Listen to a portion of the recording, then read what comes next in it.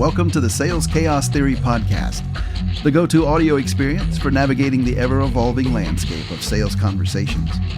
Hosted by the dynamic duo Tim Ojai and Brian Lambert, this is your invitation to dive deep into the world of value communication like never before. In a market flooded with unpredictability and constant change, Sales Chaos Theory is your guiding light, offering insights, strategies, and the much-needed clarity to help you find the patterns and thrive amidst the mayhem. This is Sales Chaos Theory, where we make sense of the complexity in the market and help you lean into it to rise above the fray and land more deals. Let's dive in.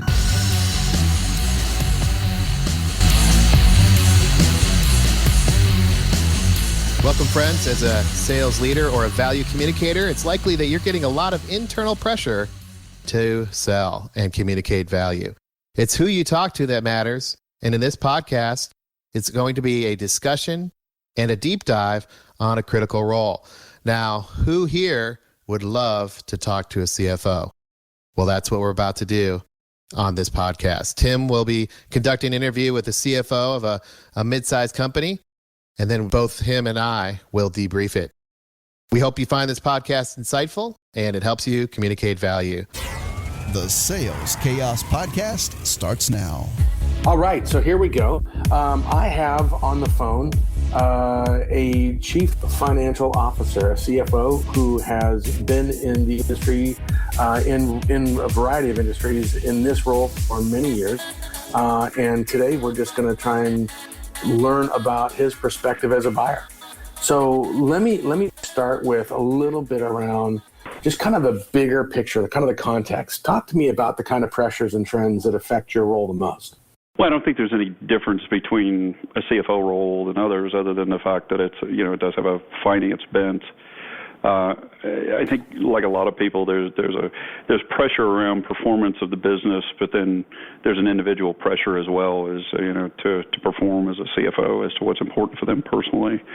And I think that anytime you get in and anytime you talk about a CFO, our job is to make sure that we're maximizing the long term, and short term for that matter, but more importantly, the long term, the net present value of the investors' returns, and you want to make sure that you're spending your time in the right places so that you can do that.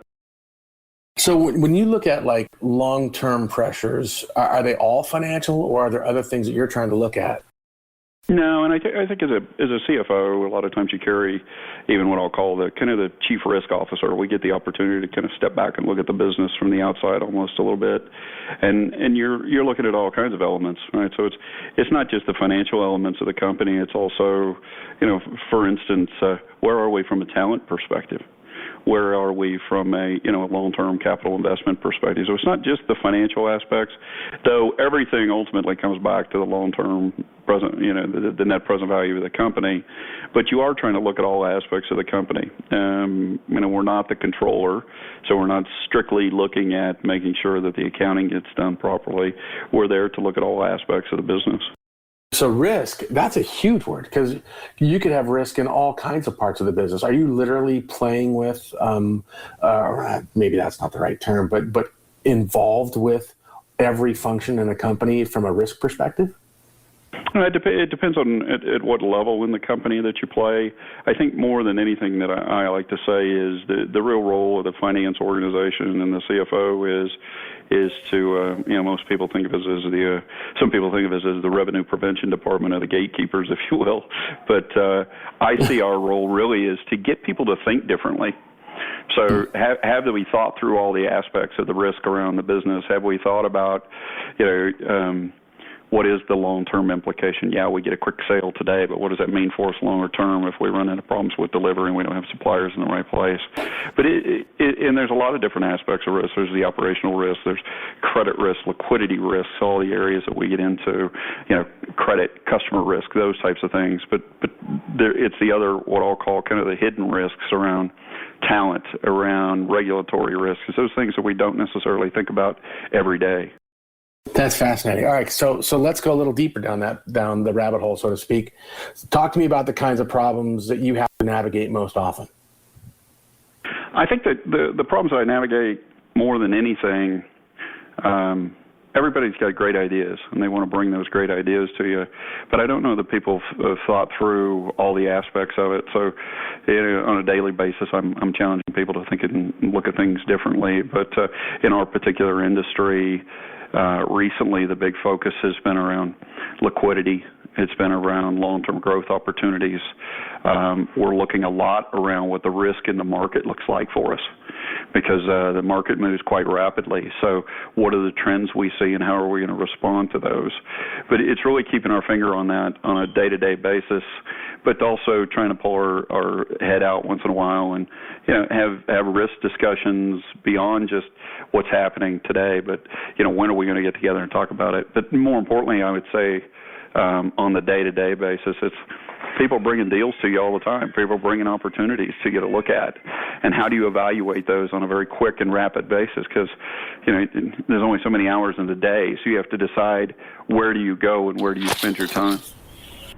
So, all right. So, kind of a long-winded answer, but I hope that gives you a bit of a feel. It's not one or two things. No, totally get that. But so a lot of what you're talking though about is kind of an external perspective. How about internal problems? What kind of internal stuff do you have to navigate most often?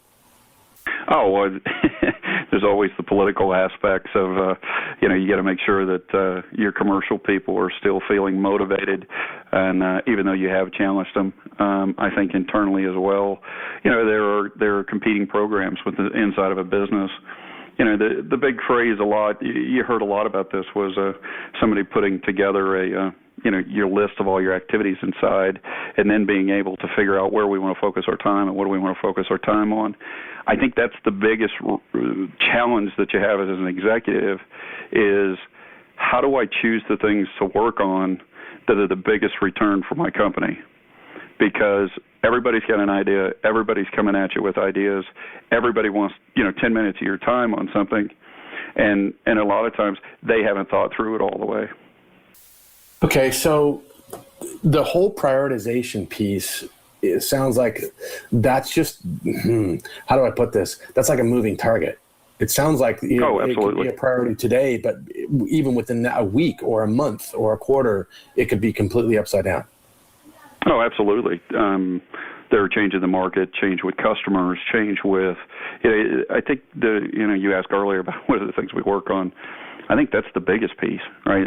It's a constantly changing, constantly evolving world that you live in. I don't think it's any different for CFOs than it is anybody else. And being able to keep your finger on that pulse as to, is this really the fire for the day that you have to deal with, right? Because you're going to have long-term things that you have to work on, and they absolutely have to get done. And making sure that the short-term, the urgent type things, the tyranny of the urgent doesn't eat your life to the point where you can't accomplish the long-term aspects of what you need to do. Okay. So someone, if they're going to try and help you, especially if they're in the role of sales professional, they really need to understand how this works and not just trying to come in and just knock on your door and shove something in your face. Any advice you would have for people in the role of being a sales professional trying to connect with you? Let's just start with what's the worst things that they need to avoid? Well, I think the thing that's the most frustrating for me, as I talked about it, is people that have come and they haven't done their homework. Right, they haven't found out enough about our company, about what the challenges we face are, and they show up and it's a sales call on, I'm going to tell you what my company does and tell you how great things are, and so there's some of that, right? I need to learn about your company, but at the same point in time, where do you fit in with everything else that I've got going on? Help me understand where you're going to bring that, the short-term, the long-term value, how it impacts me personally as a CFO, and then also how it helps the corporation. I think the one thing that I was reading this the other day, and I really believe this, is historically, the sales organizations were, let me come in and let me listen to you. Let me talk, and let's find out what you need. That's still very important. I don't want to diminish that. But I think the other element that's really important to me is not just, it is important to listen to me, but where are you going to come in and tell me where I need to be afraid? What are the things I need to be watching out for? Then understand and listen to me as to whether that's important to me or not. Are there other people in our industry doing things differently than we are, and things that I need to be worried about? Are you hearing about things from a regulatory perspective? And then let's chat about it. And if I've got it under control, then I really don't have time to sit and listen to you sell me on something I've already got in place. That's when I think the listening starts to come in. I think first, challenge me that we've got things in place and we're working on elements that you may think I need to be concerned about. But then after that, let's talk about what we've got going on. Maybe I've got it right, maybe I don't. But once we've gone through it, then let's move on to where you may be able to help me somewhere else. That's awesome. Well, there you have it, folks. The voice of a CFO being pretty transparent. Just to summarize, there is a lot going on, and a CFO isn't actually looking at math. They're actually looking at business decisions, especially around long-term vision and long-term strategic opportunities. So if you haven't done your homework walking in the door and don't even understand how those priorities are even established, you're going to walk in really, frankly, way behind the game. All right, that's it. And thanks again.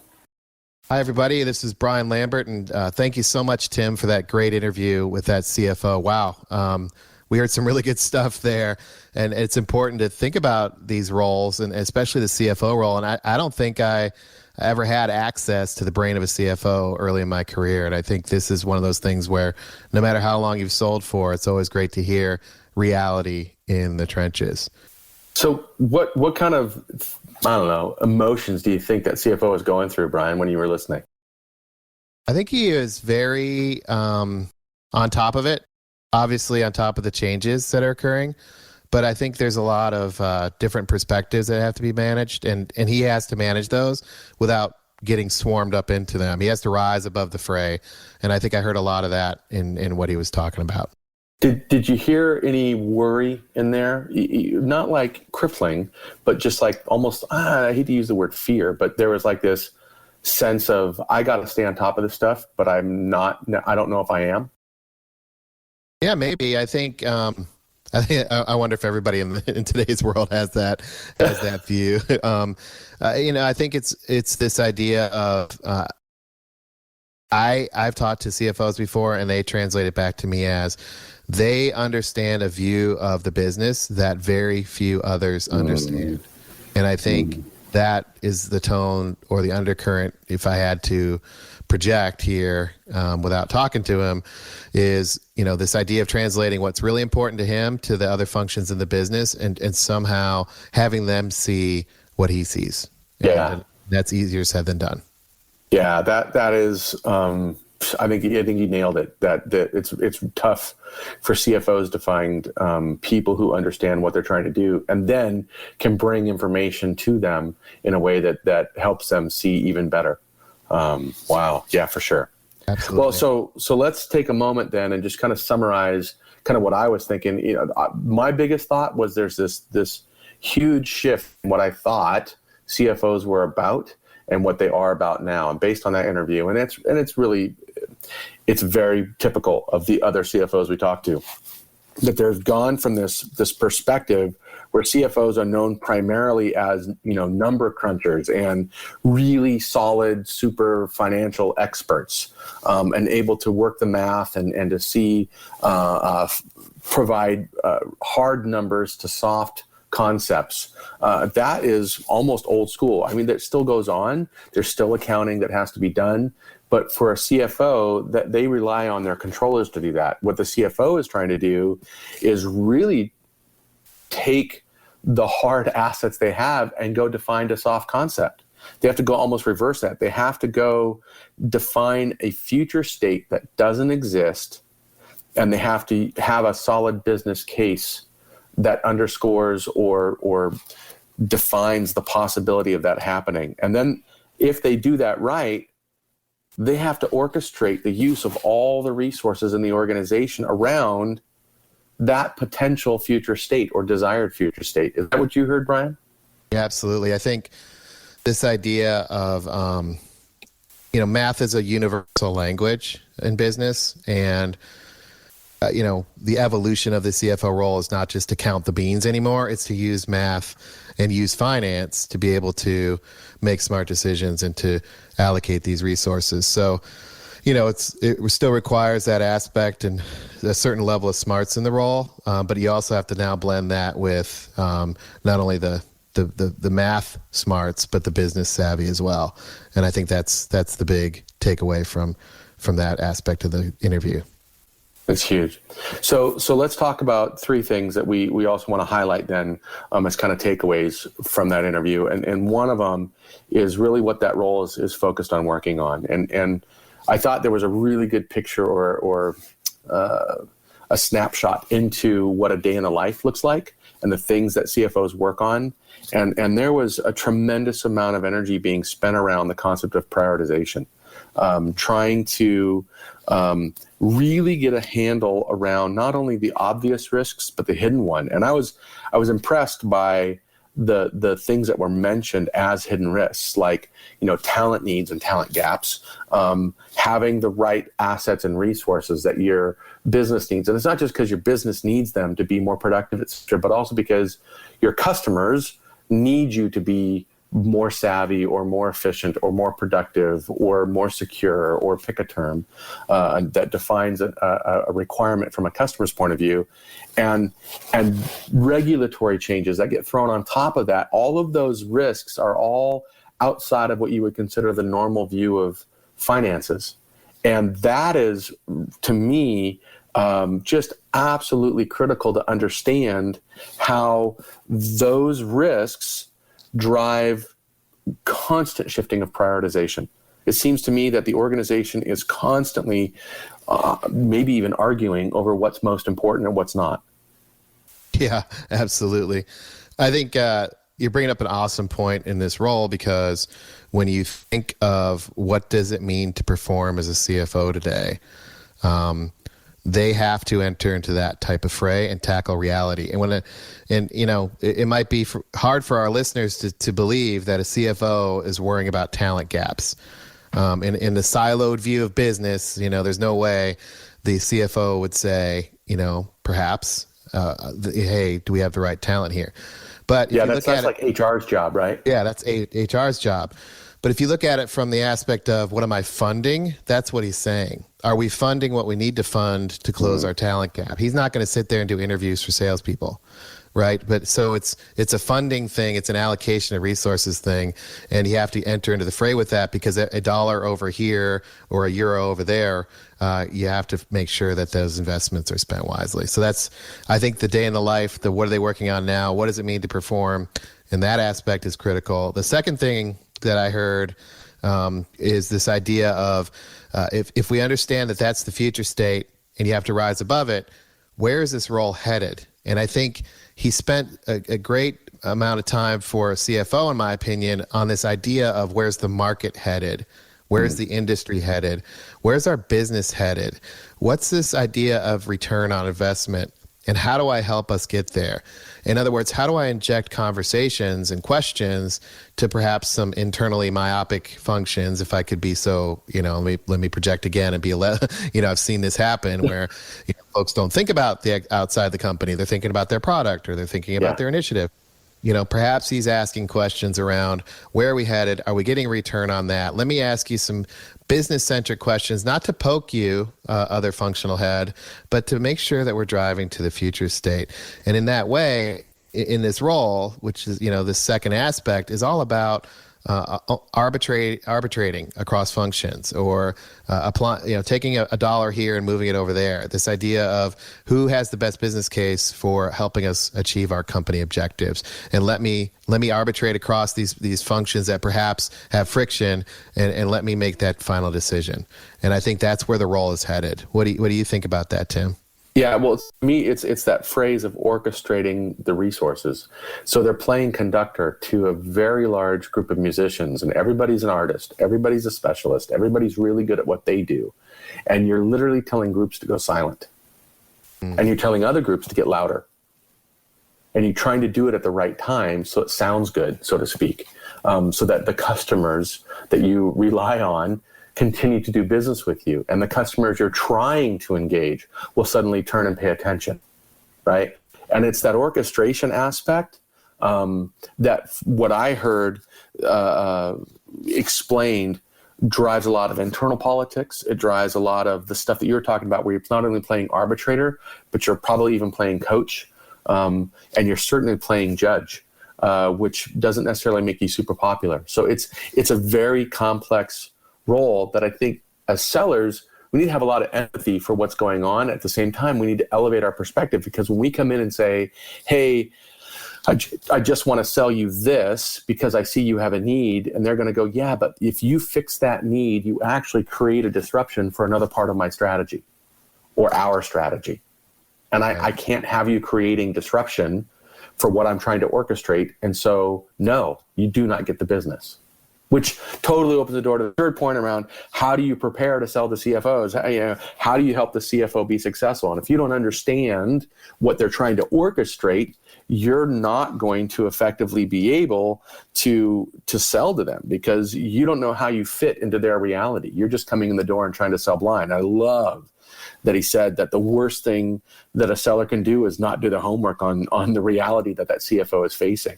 And obviously there's this whole piece around exploring, hey, what do you need? And listening to the CFO and getting a sense of their priorities. But really, when they only have literally 10 minutes to give you to talk, how can you even begin a shift in their thinking before you even show up, by what you send them in advance and what you prepare them to talk about in terms of what they should be paying attention to? What are the shifts or the trends or the changes that are occurring that they need to fold into how they orchestrate? Yep, absolutely. And I think this is interesting, right? So being prepared, let me ask the listeners here, what's the difference between a CFO and a controller? Do you have the answer to that question? Because the CFO is oftentimes on top of a whole finance organization. There are multiple roles within that finance organization. One of them is the controller, but there are also other roles. And perhaps in future podcasts, we'll be able to unpack further the actual CFO function. But not all altitude levels are the same. Not all job titles and roles are the same in the finance function. And that's part of your preparation, is understanding the role of the CFO in relation to the other components of the finance organization. So for Tim, thank you so much for listening. This role of CFO is absolutely critical to the organization. If you follow these 3 points, the first one being understanding the day in the life, the today view, and then the second point being understand where this role needs to go, where they're headed. And then more importantly, as Tim said, making sure you're prepared for that critical conversation, doing your homework, and spending that time to really unpack not only their role, but their function and where they need to go. That'll help you sell. And you know what? When you talk to a CFO that way, they'll help you sell too. Thanks so much for listening. Yeah, so that's it. We invite you to put your thoughts, comments, and your feedback below. And start a dialogue. Help other people understand more just by the questions you ask. And remember, friends, literally, tips and tricks don't save the world. You need to find your own way to communicate value to buyers at every interaction so you can turn chaos into opportunity. Thanks for joining today. See you next time. Thank you for listening.